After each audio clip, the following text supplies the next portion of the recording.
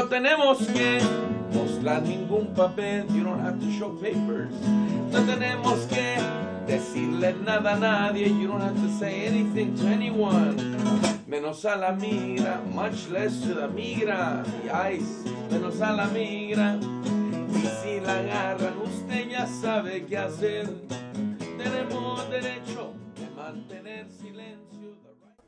Really, capitalism is really a psychopathic system, right? And in Mexico, we're seeing the psychopathy. Se dice así, is that how you say it? Of U.S. imperialism, as we're finding out that they just kidnapped, murdered, and burned many alive for up to 43, maybe 49 students in the state of Guerrero. Which, by the way, Vicente Guerrero, you know, is an African-American Mexican hero from whose father was actually enslaved in the United States, or grandfather, and he was a hero of the independence wars against Spain. A little bit of African-American history in that state of Guerrero, which has always been a very militant state, and 43 students, 18, 19, 20-year-olds, who've been fighting for public education because, as you know, they're attempting to privatize all of education in Mexico now. And these students were burned alive last month, almost to the date, the 26th of September. So there's a wonderful song that came out of Latin America, I think Argentina, during those same times of war, repression, and attack by the proponents of this psychopathic system called capitalism, or U.S. version of that. And it's a beautiful song. I'll teach it to you because I think you guys can learn it, as this will be Spanish 301.2, because you guys are pretty conversational now in the Castilian language. Of course, just another European language too, but you know, we speak it over here. Goes like this. Todavía cantamos, todavía pedimos, todavía soñamos, todavía esperamos. Try it. Todavía cantamos, todavía pedimos, todavía soñamos, todavía esperamos. Todavía cantamos, we still sing. Todavía pedimos, we still ask. Todavía soñamos, we still dream. Todavía esperamos, we still wait, ¿verdad? A pesar de los golpes, despite the pain, despite the beatings, we still continue. That they tell us where the flowers are that aromaron, that aromated, that filled with aroma the streets, that for a better world where there will be no more forced hunger and forced fasts, but a place that we can all live together. So it's very much challenging the psychopathic reality of capitalism and pushing us for a more, for a better future. But todavía, so say it with me, todavía cantamos. Todavía cantamos. And remember, la la la, mos, just as long as you finish with mos, it's good. We still sing. Todavía pedimos. Todavía pedimos. Todavía soñamos. Todavía soñamos. We still dream. Todavía esperamos. Todavía esperamos. Ready? I'll put my little reading glasses on. Aging with grace. Todavía cantamos, todavía pedimos, todavía soñamos, todavía esperamos. A pesar de los golpes que haces con nuestras vidas, el ingenio del odio desterrando al olvido. ¿Dónde se han ido? Here we go. Ready? 1, 2, 3, and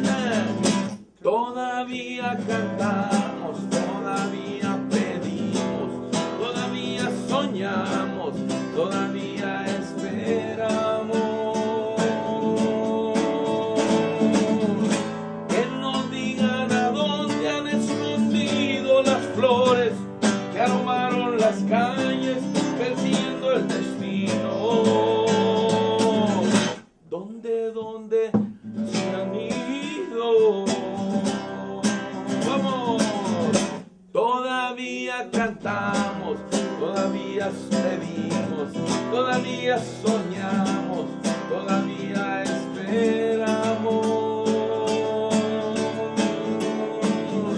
Que nos den la esperanza de saber que es posible que el jardín se ilumine con la risa y el canto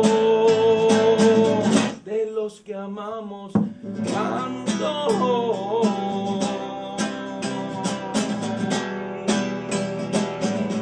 Vamos, bro. Todavía cantamos, todavía pedimos, soñamos, todavía soñamos, esperamos, todavía esperamos. Por un mundo distinto, sin apremios ni ayuno, sin dolor y sin llanto, y porque vuelvan al nido nuestros seres queridos. ¡Oh, vamos! Todavía cantamos, todavía pedimos, todavía soñamos, todavía esperamos, todavía cantamos.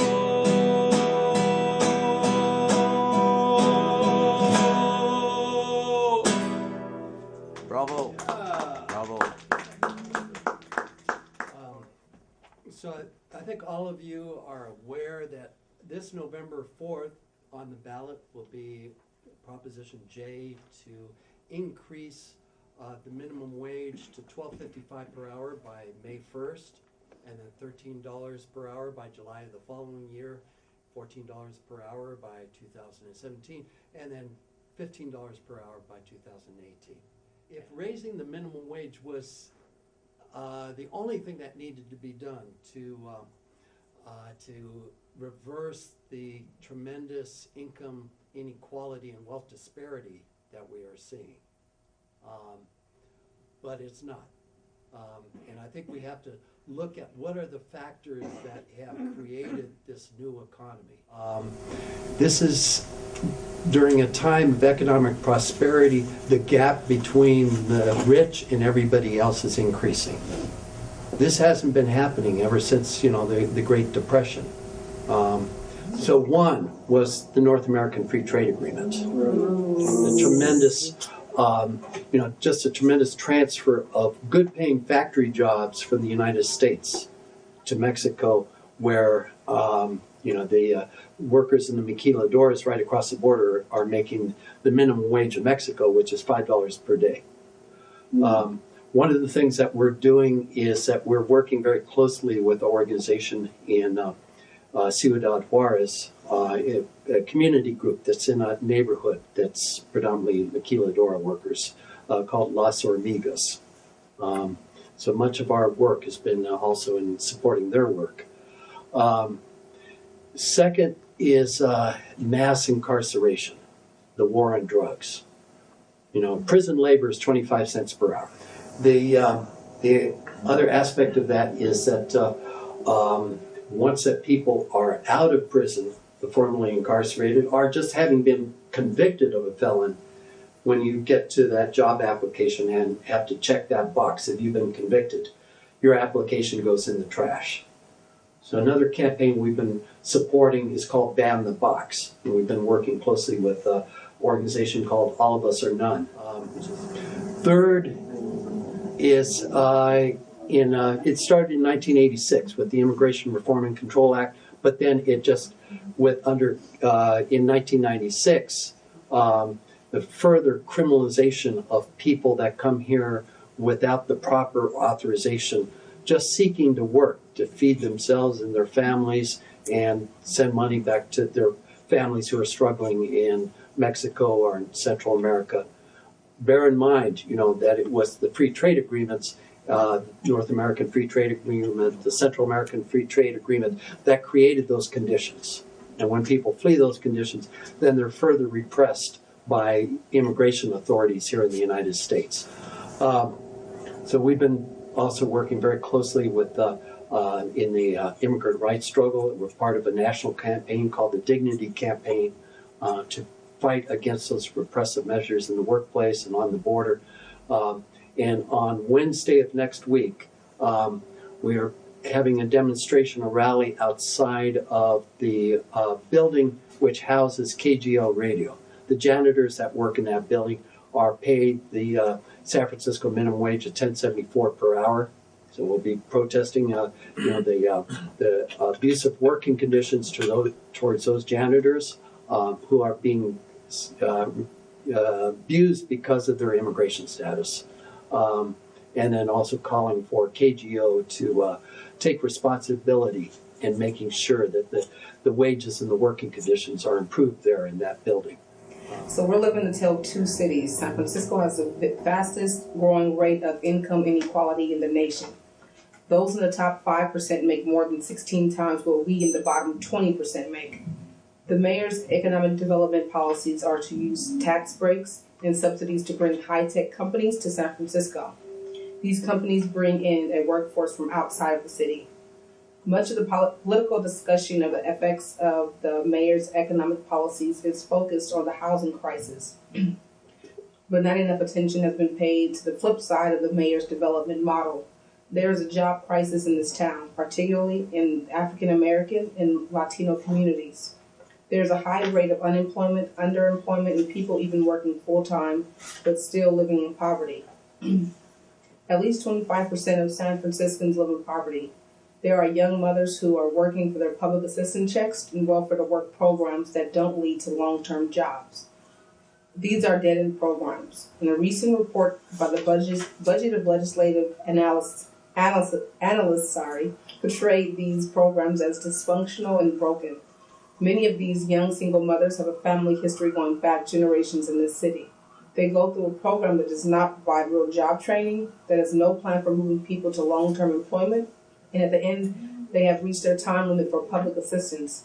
They are being forced to leave the city, and once they do, they won't be coming back. The mayor's development model is to reduce unemployment by forcing the unemployed out of the city. Just as the mayor's economic policies are displacing long-term tenants from their homes, the mayor is using welfare-to-work programs to displace civil servants from their jobs and shrink public sector employment. Not only are people in welfare-to-work programs working in a form of indentured servitude, but their very work is reducing their opportunities for long-term employment. We're demanding that the mayor stop legislation that would transform welfare-to-work programs into genuine job training programs that provide a path to living wage jobs. SEIU Local 1021 is partnering with us in demanding that the city provide training and employment opportunities in permanent civil service positions to unemployed parents in the welfare-to-work programs. So together we're sending a message to the mayor that he can't solve poverty by pushing out poor people. We're demanding that the mayor adopt economic policies that create jobs for those who already live in the city. We demand that these corporations pay their fair share of taxes to reduce income inequality and job fund creation. We demand economic policies that work for us, not just the elite. There should be one city for all of us. Thank you. I'm just going to read, and Carlo Tresca is dead, but he's remembering his action in this strike. So, guarda, the train is arriving. The train is arriving. I, Carlo Tresca, have been called here by the IWW, the International Workers of the World, to speak to the workers of Lawrence, to inspire them, to urge them on to far greater glory than the misery of their current lot. Me, Carlo, they want to hear me. Why? Because everyone else is in jail. Okay, not everyone, I'm only kidding, but they want me. Io, mio. It's May Day, 1912, 5 months after the strike that began on January 11th, which would be 30 years exactly to the day of my death, as if I knew or cared about that now. Now I am about to be born, and here I am, handsome, brave, and with young bones in my body, and the ears, eyes, nose, and tongue of a young man, able to drink in the whole world. Look, we're here. Lawrence, Massachusetts. Way stop on the Snake of the Merrimack River. its long chain of mills and misery for our people, stretching from New Hampshire to the south. Here, the thieves of the American Woolen Company lorded over the workers. Italians, Germans, Poles, Lithuanians, Turks, Greeks, French Canadians, Syrians, Russian Jews, and lots of others besides. 28 languages in all, and all united by poverty, all spinning, carding, and spooling worsted wool. The worsted center of the world, the bosses call it. Worst. Worst is right. Men and women bamboozled by company posters in the old country that promised the good life in America. They thought they were rich when they cashed their first paycheck, until they went to the company store and paid the company landlord, and then they knew they were still poor. The mills, the slave pens of Lawrence, Eugene Debs calls them, where the workers earn $7 a week and the women toil at the looms until a few hours before giving birth, and sometimes give birth between the looms, where the children work 50-hour weeks. But on that miserable January day, 3,000 Polish women shout, "Short pay," and stand up and walk out. The next day, the Italians, those hotheads from Napoli and Sicily, begin smashing the machinery. Basta! Ya basta! Enough! Enough is enough! Strike! Strike! Look closely now, these skinny and exhausted women with their shawls and caps, their ragged skirts and wooden sabots. These bent men and their shriveled children, old before their time, all 25,000 of them, they are following the IWW out the door. They have made the way easier for you who sit listening to me now. They have freed you from bondage, from lives of servitude and degradation. What you say? You don't think so? Child of the mill owners, are you? Well, shut up and pay attention. You might learn something. The strike has been over for 3 months. We won the strike, but Ettore and Giovannitti, the organizers, are still in jail, charged against all reason with the February murder of Anna Lopizzo, the Italiana striker shot in the head by the police in full view of 15 witnesses. I am here to organize the workers for their defense, to convince them to risk the loss of their jobs and arrest and death once more. A simple thing, really. I say to them, look, all I want you to do is risk your lives again, bring on the wrath of the bosses and their flunkies again, the politicians and priests once again, those bloodsuckers, sit even colder and hungrier in your company shacks than usual, so that Ettore and Giovannitti are not legally lynched by the state. This is nothing new. They're used to it. So they agree. Perché no? The railway station is packed with workers, too many for such a small platform, standing close, nervously scanning the crowd perimeter for cops and company goons. Will the police shoot anyone today? Will they bayonet anyone else in the back? Will the president of Harvard and the other fine, upstanding citizens of Massachusetts who own stock in the American Woolen Company urge their friend, the governor, to call in the state militia? Again, will the Harvard boys on their field trip close the soup kitchens by force, knocking over the big kettles with their batons and throwing the bread into the muddy gutters? After all, one of the mottos of the strike had been, better to starve fighting than to starve working. Will they steal the children from their mothers after beating the mothers to the ground and then throw the children into the back of the police vans, heading to the county poor farm and then charge the mothers with neglect and improper guardianship? Or will the people today extract a moment of revenge, like the women of the footbridge who ganged up on a company goon one day and tore all his clothes off, then threw them into the icy March River, and nearly him too, until his goon pals rescued him? Will they arrest me, just like they arrested Ettore and Giovannitti, like they threatened to arrest Big Bill Haywood and Elizabeth Gurley Flynn? Well, soon we shall see, won't we? It's our time now. Yes, we've seized the day, and now it's ours. Cut one of us down, and another will appear in his stead. Me, for instance, and if I die, 1,000 little Carlos will rise up to take my place. Or so I thought, but I must get on with the business at hand. I am wearing my best clothes. I have just had a haircut. I want to make a good impression. A man of luck and confidence, a man of style and education come to join them. They do not need to know that I am worried too, that I wake up in the night in a sweat wondering what will happen to them, to their children, if they do not win the strike. I step from the train to the cheers of the crowd. Where do we go from here? To the Lawrence Commons, the town square, where we have been banned from speaking. Yes, andiamo, pronto, pronto. 10,000 of us march from the station past the rickety tenements of the workers, laundry flapping in the breeze from clotheslines strung between the buildings. People hang out their windows waving to us. We sing the Internationale in a dozen languages, all kinds of signs. Give us bread, but give us roses on one. Yes, a fine idea, and the day is getting off to a fine start. There is safety in numbers, and even though the weather is warm, we stay close together. At the square, the organizing committee is waiting, and I mount the makeshift wooden dais. The sky is very blue, and even the goons of Lawrence cannot stop the trees from budding and the sun from shining, though even the poor can savor, though I know the company would charge for those things if they could. A penny for every breath of air and sunbeam, a nickel for every flower sniffed.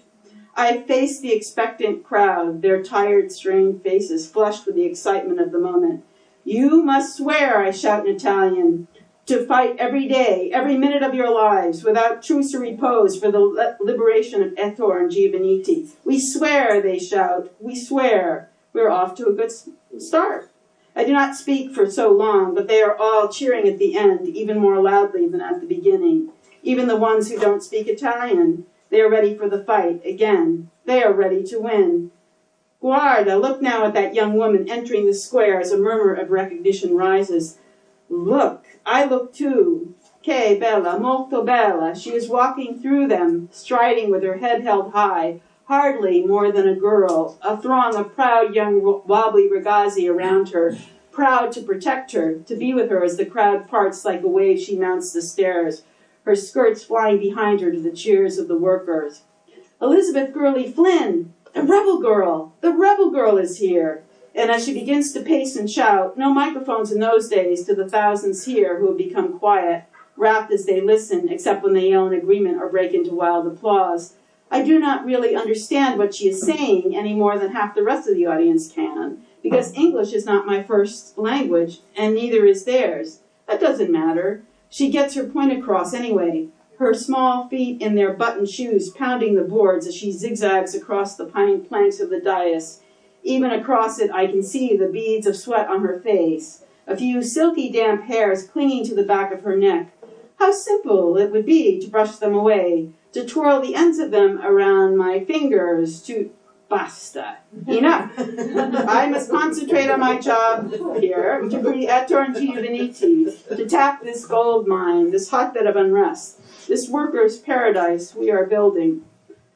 All this reminiscing and so much to recall. I haven't mentioned the famous children's march Elisabetta led to New York at the beginning of the strike. Nothing about the funeral march we arranged in memory of Enelo Pizzo that September, where the police grabbed me and then the mill workers, like a V of angry geese, moved forward in a wedge and whisked me off away behind our own lines. No mention of the fact that Lawrence was where the moving picket line was invented in America. The fact that after the strike, in 31 cities, American Woolen Company workers got a 7.5% raise. A week later, another 125,000 were raised, another 7%. And Ettore and Giovannitti went free. I did not mention that Fred Moore, the man I later convinced to represent Sacco and Vanzetti, was their lawyer, and I had hired him. Or how one night Haywood got sick smoking a hookah because he didn't want to offend the Syrian workers who were hiding him from the police. Ha! Not as tough as he looked. Toward the end of my life, I tried to write my memoirs, record all this, but Capellini al dente and the homemade basement vino and grappa my many fellow countrymen admire sent to me over the years had a great deal to do with the meandering quality of my slim, unfinished memoirs as I left them on the other side of breath. There is much more to be said. But who really listens to the likes of me now? I'm a long dead man who has fallen into obscurity, as have my beliefs, my causa. Those 200 socialists who held office in the United States of America during the Lawrence strike, where are they now? Where are the wobblies, the anarcho-syndicalisti, the agitators and the strikers? Where is Fiorello? A Republican, yes. The mayor of New York, yes. Sure, but my friend and a true friend of the people. And where are the people, the hundreds, the thousands who would pour from their houses and their hovels into the street with me, or my compagnie, as my compagnie urged them to do so? Gone, all gone, tutti morti. If only you could have seen me then, when I was young, as others first saw me, in 3/4 profile, in an old photograph taken on a Philadelphia autumn day in 1910. Bellino's photo studio on Christian Street, not too long after I'd come to America. I had just started with the goatee, and the photographer lit me like an angel, so I appear more comely than I actually was. I was never a classic beauty, nothing like the marble heads of men they're always digging out of the earth in the old country, but the women never seemed to notice. The sum of my parts never explained me, any more than a picture of my mouth explained why so many women were so often willing to believe anything that came out of it, and the workers, too, of the Colonia Italiana and beyond, willing to follow me to the ends of the earth. So, thanks. Happy and honored to be able to share my artwork as a means to fundraise. So if you guys love artwork, definitely check all these artists out. My work is right over there. It's more colorful, it's kind of cartoonish, but it also is impressionistic and a realism of protests, whether that be Occupy or whether it be migrant marches. I participate a lot in those. So a lot of my themes over there are circling around immigration or migration and the freedom to travel. Especially right now, there's a lot of political, social conversations against people that come from the South, you know, migrants, undocumented, illegals, the aliens, all these words that are used, but you know, like, I have this, They're our brothers and sisters. I mean, you know, this whole world didn't have borders around it when it was created, so I don't understand why we're still attacking people because of where they come from. Sé que un día tú volverás y tú de todo te arrepentirás. Yo me puse dispuesta a tus pies y tan solo con especias me has pagado para ahora. Si una vez dije que te amaba, hoy me arrepiento. Si una vez dije que te amaba, no sé lo que pensé, estaba loca. Si una vez dije que te amaba y que por ti la vida daba. Si una vez dije que te amaba, no lo vuelvo a hacer. Ese error es cosa de ayer.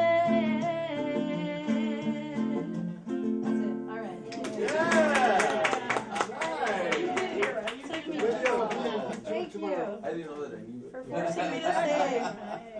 Yay. So yeah, thank you for coming.